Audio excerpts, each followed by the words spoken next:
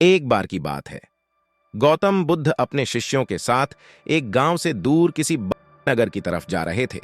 गर्मी के दिन थे और रास्ता भी बहुत लंबा था। गौतम बुद्ध अपने शिष्यों सहित बहुत देर से चल रहे थे, जिस वजह से उन्हें बहुत प्यास लगती है। वहां से कुछ ही दूरी पर बरगद के वृक्ष की एक घनी छांव थी। सभी लोग उस वृक्ष के पास पहुंच जाते हैं। महात्मा बुद्ध अपने शिष्यों सहित वृक्ष की घनी छाया के नीचे विश्राम करने लगते हैं। बहुत देर से चलने की वजह से सभी का गला प्यास से सूख रहा था। यह बात बुद्ध जानते थे।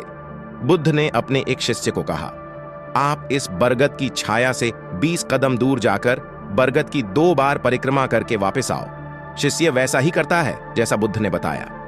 परिक्रमा के बाद जब शिष्य महात्मा बुद्ध के पास आया तो बुद्ध बोले कि क्या आपको किसी ठंडी हवा का अनुभव हुआ था? शिष्य बोला, हाँ महात्मा बुद्ध, उस उत्तर दिशा की तरफ से मुझे कुछ ठंडी हवा की अनुभव हुआ था। शिष्य की यह बात सुन महात्मा बुद्ध शिष्य से तुरंत बोले कि उसी दिशा में चले जाओ, जरूर वहां से कुछ ही दूर पर एक तालाब अवश्य मिलेगा। उस तालाब से सबके लिए पानी ले आओ। शिष्य उसी दिशा में जब कुछ दूर जाता है तो वहां सच में एक तालाब होता है।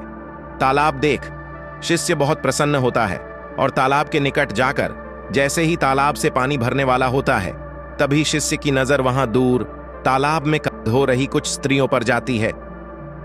यह देख शिष्य मन में सोचते हैं कि यह पानी तो गंदा हो गया है। लेकिन जब शिष्य ध्यान से तालाब के पानी को देखते हैं कि अभी भी तालाब का कुछ पानी साफ है, इतने में 2 बैल जोर से तालाब के किनारे से होती हुई निकल जाती है।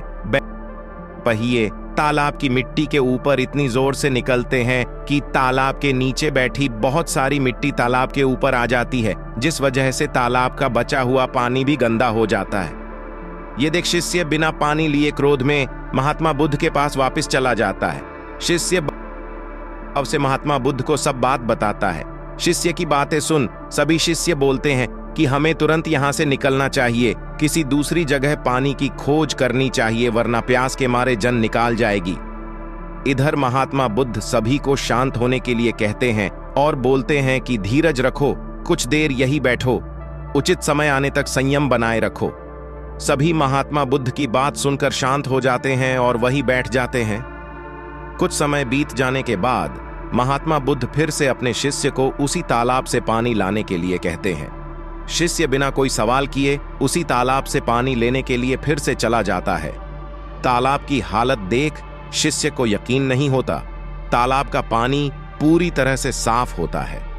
यह देख शिष्य बहुत खुश होता है और पानी भरकर महात्मा बुद्ध के पास जाता है।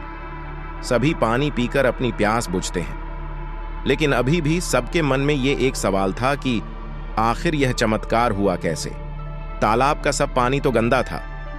उन्हें लगा कि जरूर यह बुद्ध की शक्ति है। इनमें एक शिष्य ने यह सवाल महात्मा से पूछ ही लिया कि यह चमत्कार आपने कैसे किया? शिष्य का जवाब देते हुए महात्मा बोले कि यह कोई चमत्कार नहीं, यह आपके सब्र का फल है। यह फल है आपके सब्र बनाए रखते हुए उचित समय के इंतजार का।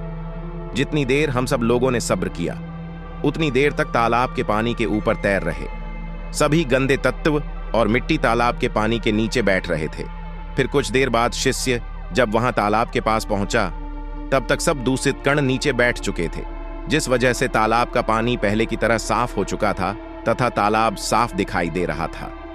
यदि उस समय आप लोगों ने सब्र न किया होता, धैर्य न रखा होता, तो आप सब इतनी गर्मी में पानी की खोज में प्यासे रहकर शायद अब तक मृत्यु को प्राप्त हो गए होते, क्योंकि यहां से अलावा कोई तालाब है या नहीं, और होगा भी तो क्या उसका पानी साफ होगा या नहीं।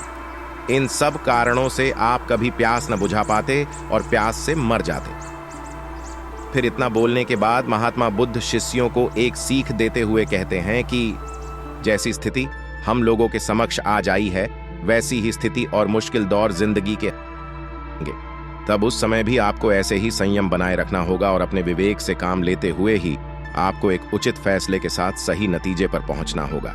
हर मुश्किल दौर में सब्र रखते हुए ऐसे ही शांत मन से ही कोई फैसला लेना चाहिए जिसका आपके और दूसरों के लिए अच्छा हो, क्योंकि ऐसी स्थितियों में लोग अक्सर गुस्से में आकर अपना सब्र खो देते हैं और गुस्से तथा जल्दबाजी में गलत काम और फैसला कर बैठते हैं, जिसका बुरा परिणाम उनको भविष्य में देखने को मिलता है, जिसमें खुद का नुकसान अधिक होता है। कुछ परिस्थितियां जीवन में ऐसी होती है जहां हमें सब्र बनाए रखते हुए उचित समय का इंतजार करना होता है, लेकिन लोग अक्सर यहीं पर अपना सब्र खो देते हैं और उचित समय आने का इंतजार नहीं करते, जिस वजह से उनको आगे चलकर दुख और मुश्किलों का सामना करना गया। आज का फैसला हम खुशी और दुख को निश्चित करता है। बुद्ध की कहानी से हमें अपने जीवन में बहुत कुछ सीखने को मिलता है। हमें अपने जीवन की उन अनमोल बातों और ज्ञान का बोध होता है जो हमें हमारे जीवन में बहुत काम आती है। अक्सर इंसान जिंदगी में आने वाली परेशानियों के बारे सुनकर बहुत परेशान हो जाता है, तो ऐसे में हमें ऐसी कहानियों से बहुत कुछ ज्ञानवर्धक बातें सीखने को मिलती है जो जीवन की मुश्किलों का सामना करने की ताकत देती है।